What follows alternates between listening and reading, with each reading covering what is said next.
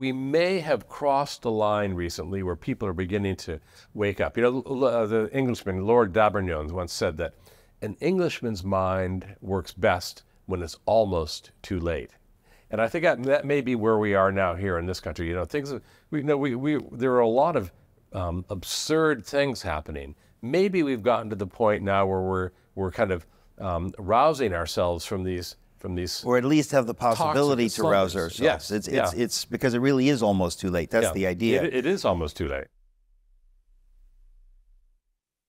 Welcome to another episode of Socrates in the Studio. My guest right now is Roger Kimball. Roger, welcome. Thank you, Eric. It's great to be here. I hope I've already told folks that you're the editor-in-chief of the new Criterion, and I suppose the editor-in-chief of Encounter Books. Publisher. Yeah. Publisher. Yeah, president and publisher. President and publisher of Encounter Books. Right. Well, I'm going to need to see some identification. I can't take your word for it. I want to talk to you about everything, and we don't have enough time to talk about everything, but we can talk about many things.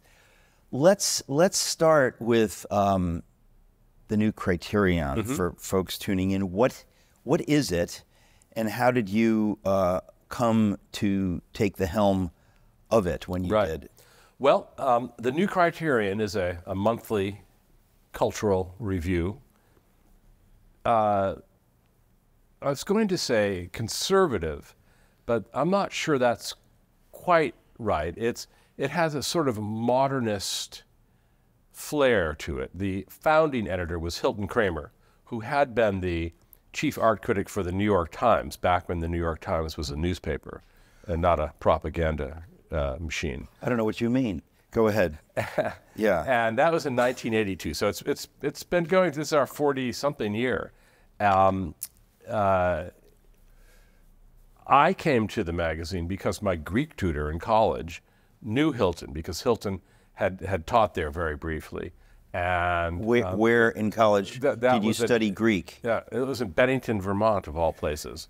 I was one of very few students to study Greek. I can tell you that.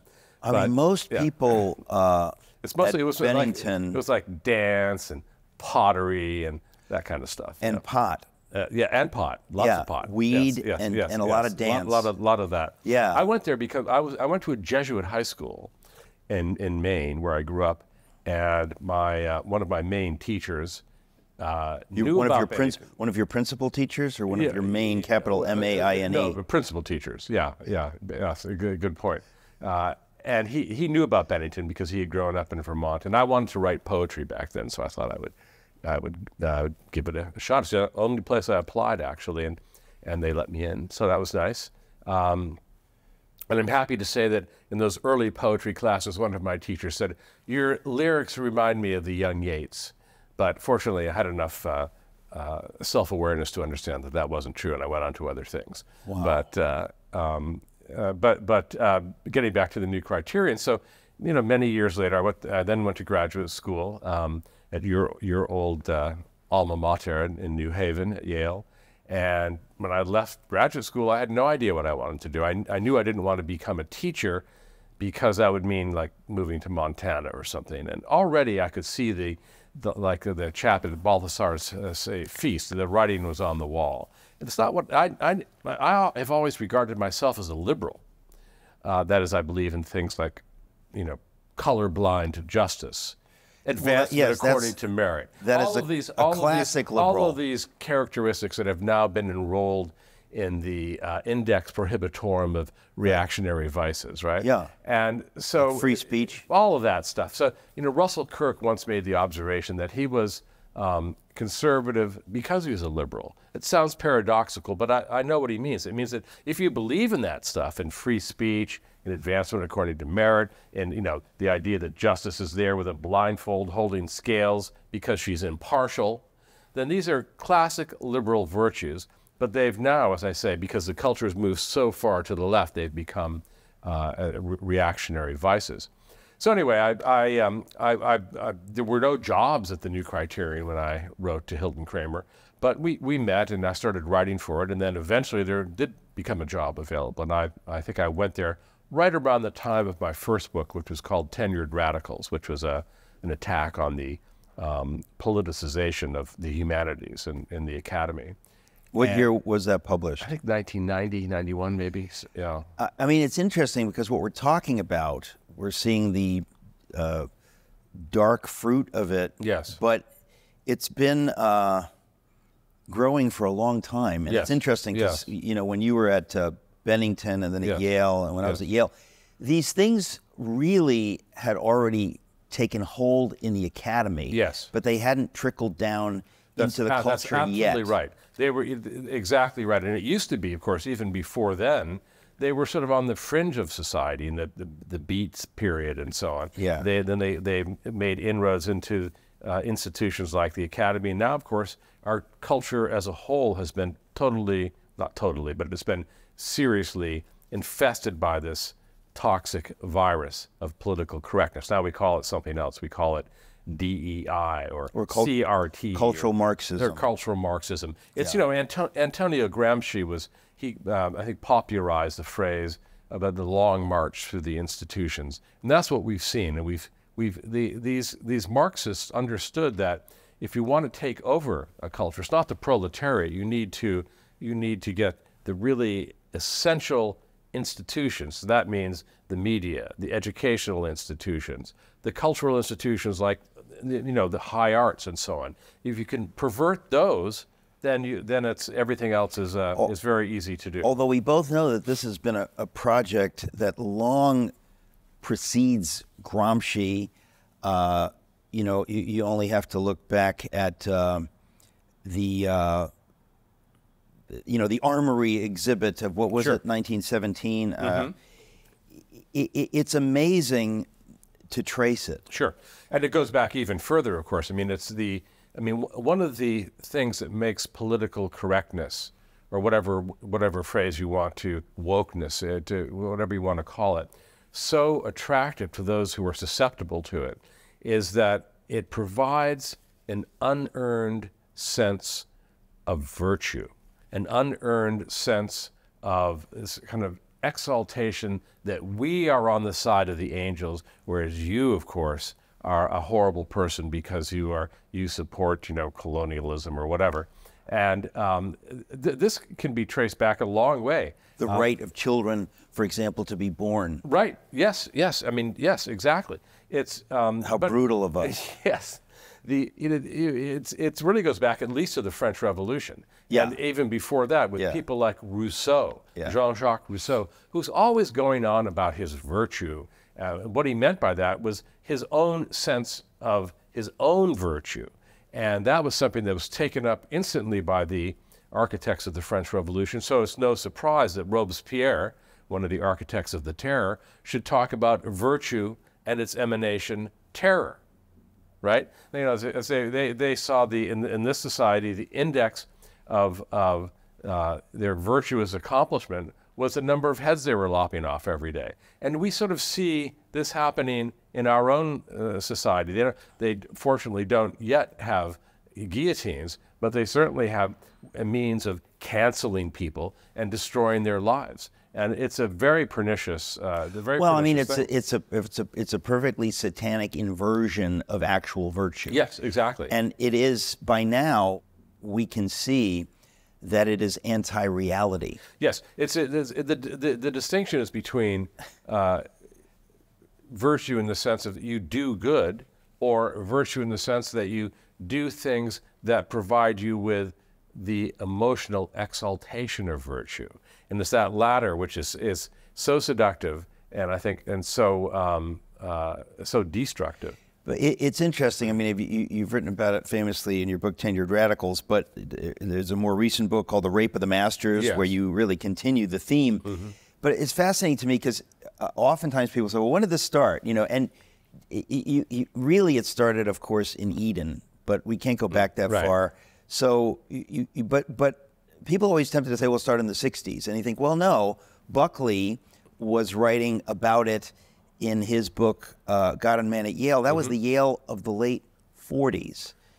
And then obviously... Very early 50s, yeah. No. He was writing about the Yale of the late 40s because he published the book in 51, I think, and he had graduated. 50, And in any event, the point is that it's over 70 years ago that he nails this. You know, this is long before the 1960s when, in effect, atheism and Marxist communism had already taken hold at places like Yale. Sure, absolutely. It's, you know, my book, The Long March, how the cultural revolution of the 1960s changed America. It begins in the 1950s because I think in order to understand that cultural revolution, you have to go back to things like the Beats. Oh, definitely. And indeed, things as, you know, Bill Buckley said in his book, God and Man at Yale, the infiltration of the communist/atheist imperative totally inverted the values that Yale had originally been instituted to promulgate. So it's quite curious that all of these institutions, Yale, Princeton, Harvard, they all began as Christian institutions, and now they're anti-Christian institutions. In fact, it's occurred to me often that in our culture we see a sort of process of inversion, so that...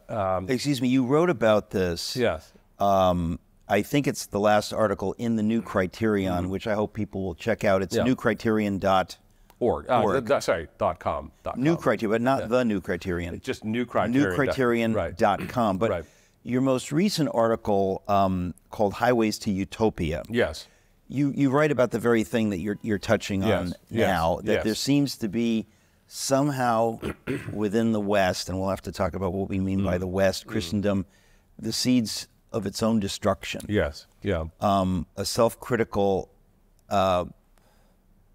aspect, which in a way is healthy, which is very healthy, of course, because if you didn't have that, you know, you couldn't do science. You have to have that sense that we're fallen and we need to check our own work. There's a big difference between self-criticism and self-hatred. Well, no, that's what I'm saying. It can become, and that's what you write about. It becomes self-hatred. But so many institutions in our culture today have become inverted. And for example, why do we have colleges and universities? I mean, we give them lots of social prestige. They're tax exempt. We think that a professor is an important person. But why? Well, because we believe that a college or university is preserving and transmitting the highest values of our culture. So we think that's a good thing. But they don't do that anymore. Now they are dedicated to tearing those things down. The tradition. Tradition means, it comes from a Latin word, traditum. It means that which is handed down. And they think, oh, it's 100% bogus. It's racist. It's colonialist. It's imperialist. It's bad. So they're in this very peculiar situation of being part of an institution whose very existence they repudiate. So that's what we see these days as a kind of culture of repudiation. But it happens in other avenues of our life as well. So, for example, you know, everybody's always going on about sex, right? But remember Herbert Marcuse, one of the big gurus of the 1960s. He wrote a book called Eros and Civilization, and he said that in order to bring about utopia, we need to emancipate ourselves from procreative sexuality. And you mentioned this in the article Highways to Utopia. Yeah. It's an extraordinary thing just to pause. Yeah. And you think, wait a minute. Right. How do you? I mean, it's Freud. It's a subversion of everything that we don't really see till the early 20th century. Yes. And so, but how does he put it again? I'm sorry. How did we must, according to Marcuse, we must emancipate ourselves from procreative sexuality. And how are we going to do that, he says? By fostering the polymorphously perverse. So we want to, and we should embrace primary narcissism. So, I mean, that's where we are now. I mean, all this garbage about transsexuality and so on, It's there are 87 genders, or they've just discovered a new one. It's called Einsteinium. Yeah. It's ridiculous, and you can laugh at it, but people's lives are being ruined over this That's stuff. The point. That's the point. That is really the sad thing. But it used to be that you would think of sexuality and progeny would go together. But now human ingenuity has done everything it can to kind of drive a wedge between those two things. This gets to part of what you write about in the article "Highways to Utopia" in the a couple of years ago in the new Criterion, where you talk about, there are these twin dangers. One of them is technology. What you're talking about right now only became possible with the advent in 1961 of the pill, which Mary Eberstadt has written about in 2 books. It's an amazing thing to use technology to divorce human sexuality from procreation. But it's also interesting that Marcuse felt the need to do this. You have to wonder where that comes from, because it seems itself really dramatically subjective and perverse, although he is praising the perverse, in... Well, yeah, the idea that somehow the polymorphously perverse, that's I believe a phrase from Sandor Ferenczi, one of these radical Freudians, and primary narcissism, another phrase from Ferenczi, that these things that you might consider to be pathological should these should become the goal of our activities. It's a very peculiar thing. But again, this theme of inversion that I mentioned, you see it everywhere. And the question is, when do we get to turn things back right side up again? That's now. That's the question. That's what this conversation is about. We've just crossed the line, and we're starting to move back, because I actually, in all seriousness, I think that it's taken all these decades for things to get to the point where your average person says, "Wait a minute, what?" You go along, and then at some point, you say, "Wait a minute, I know that a rooster can't lay an egg. Right. What are we talking about? How did we get to a point where I can't say that?" Right.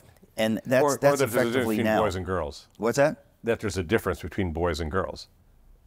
There are some places, some schools, if you say that, you'll be expelled. Well, think of the historical ignorance. In other words, that people aren't aware that, Orwell prophesized this in 1984, Newspeak, how we control language. Right? If you've read those books, you immediately think of those books, and you think, well, that didn't go well. So in order to be... but more and more people these days seem to be turning to 1984 as a user's manual. They say, hey, he got it right. We should do this stuff. We should encourage Newspeak, because after all, even our language has been so instinct with racist assumptions and so on. It was a very sad day when racism became the cardinal sin of the age. What does racism even mean? It's a neologism so recent that it wasn't in the Oxford English Dictionary until the 1980s. It had been used every now and then, but it wasn't there until the 1980s. Racialism was, and other cognates, but racism was not. It almost sounds like the cultural Marxists realized that they could ride that to power. Absolutely. So for all the DEI, diversity, equity, and inclusion, somebody like Claudine Gay, the now former president, disgraced token hire. Right. It's so embarrassing. The former president of Harvard. It's embarrassing. It's not innocent what happened there, and it really has nothing to do with the plagiarism and so on. It's what it really is that, and I think you're right. I think we may have crossed the line recently where people are beginning to wake up. The Englishman Lord D'Abernon once said that an Englishman's mind works best when it's almost too late. And I think that may be where we are now here in this country. There are a lot of absurd things happening. Maybe we've gotten to the point now where we're kind of rousing ourselves from these, or at least have the possibility to rouse ourselves. It's because it really is almost too late. That's the idea. It is almost too late. Now it's interesting because we're talking about we're tracing the provenance of the current madness backwards. So it was, what year was it that Hilton Kramer founded the New Criterion? So that was 1982. Okay. So you know, quite a long time ago. But he already saw the need to pull away from the New York Times. And let's be honest, I mean, the New York Times was deeply troubled. I mean, we can go back to if anybody's familiar with, you know, in the 30s when they were being apologists for Stalin and his starving of the Ukrainians. Yes. I mean, that was turned into a brilliant movie called Mr. Jones, came out a few years ago. Yes. But I mean, that's the New York Times, right? And so they have never apologized for that. Well, you know? Not only that, but Walter Duranty's Pulitzer has never been rescinded. His picture is still on the wall. I walked, well, not recently, but I was in the offices of the New York Times several years ago. It was still there on the wall. It's a very dark history, but I guess the idea is that, you know, as the culture developed or devolved, you know, the Times was able to do actual journalism and propaganda simultaneously, and the now they're giving up on why do the journalism. Well, I guess we've gotten to that point, right? But in 1982, when Hilton Kramer founds the New Criterion, he knew, he could see the handwriting on the wall with regard to the arts. I mean, it's absolutely. I'm actually the arts and the humanities. I'm amazed. I'm amazed to think that someone like Hilton Kramer was a principal figure at the New York Times as late as that. You know what I mean? It's like looking back to a quaint time. He would not have been able to survive had he stayed there. They would have run him out, I think. But you know, the magazine's named for T.S. Eliot's magazine, the Criterion, which ran from 1922 to 1939, and that was, you know, a small magazine. I think at its height it had a subscription base of something like 700, but it was the right 700. Well, that's the idea, right? And it was with Stephen Spender that he founded it? No, that actually, no, that you're thinking of Encounter. Oh, Encounter Books, which is the publishing house that you oversee. I run Encounter Books, but that is named for Encounter Magazine. Okay. Encounter Magazine was one of a suite of magazines created after World War II by something called the Congress for Cultural Freedom, which it transpired much later. It turns out it was funded by the CIA. They didn't know that at the time. The public didn't know that. But that was created. Their first editors were Stephen Spender and Irving Kristol, way back then. They knew it. They knew it. But Stephen Spender denied it. But he did. Back when the CIA could still do some good. Good things. Could do some good theoretically. Well, the one thing that struck me when I went to newcriterion.com, which I think it's worth touching on, in the new issue, I was staggered to see that in February 2024, there's a short story by a new kid named Woody Allen. Yes. And I thought, this says it all, that this celebrated New York figure, Woody Allen, has fallen on hard times and has to turn to such as the New Criterion to publish a short story because he's been canceled in the places that celebrated him for many decades. That's right. No, it's you know, I don't know Woody Allen. His agent or somebody who works for him wrote me to see if we would be interested.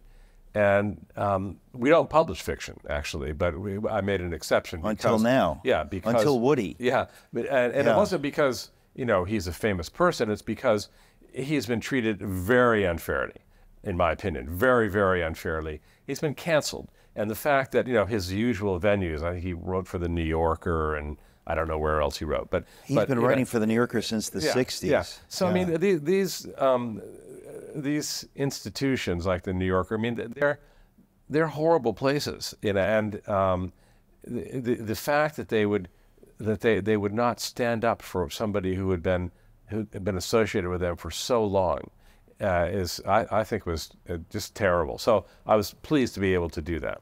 And at Encounter Books, for example, some of our authors anyway, they come to Encounter Books because other places won't publish them. For example, Heather McDonald, who I think has been in. She's been right here having a conversation with me, Socrates, in the studio. So a few years ago, she wrote a book called "The War on Cops." Yeah. And her usual publisher said, "Oh, no, we love you, Heather, but we couldn't publish this because, you know," so we published it. And, you know, it was a bestseller, and that was nice. But it's just the people's, you know, it used to be that tolerance was the primary liberal virtue. But at some point, tolerance, like all these other virtues we were talking about, was enrolled in the index of reactionary vices. Why? Because to tolerate, there's two reasons. One is that to tolerate something means that you actually are critical of it, but for other reasons you're willing to countenance it. You know, you say, okay, well, I don't really like this, but, you know, because we believe that free speech is important or whatever, we will let it go. But there's the other reason is that toleration is, it bespeaks a kind of public square where we all have a part. And we've given up on that. The idea that there's a shared consensus that our culture is knitted together out of, you know, the kind of tapestry or mosaic of different voices. We've totally given up on that. Now it's a kind of an orthodoxy that has to be enforced. That's why I said that many people seem to regard George Orwell's 1984 not as a warning, which is certainly how he meant it to be taken, but as a user's manual. And it's kind of frightening that people would see it that way. I think, if I remember the book correctly, the party in 1984 wanted to break people down by forcing them to speak lies, to say 2 + 2 = 5. Right. And it breaks down your sense of conscience, your sense of shame about lying, and builds up your fidelity to the party to be part of the propaganda machine. And I think that is a fundamental tool in the transgression box, that if we want to be subversive and transgressive, we have to get people to say, there's no such thing as a woman. Right. There is, in a sense, to be of the anti-reality party, not just the anti-truth, but to go to war with reality. That's absolutely right. As a kind of, it's like a subverted virtue to say that we're at war with reality and the God of reality, with nature's God. Yes. We're at war with him. Yes. And now it's open. It had been sort of behind the scenes for a long time, but it's marched through the institutions. We're now at a point where we can say what we have been saying quietly. We can say it out loud and try to get others, to force others to say it. And if you don't say it, you get in trouble. Yes, but I think, you know, again, to come back to your point that we may have crossed a line, and maybe things are beginning to change.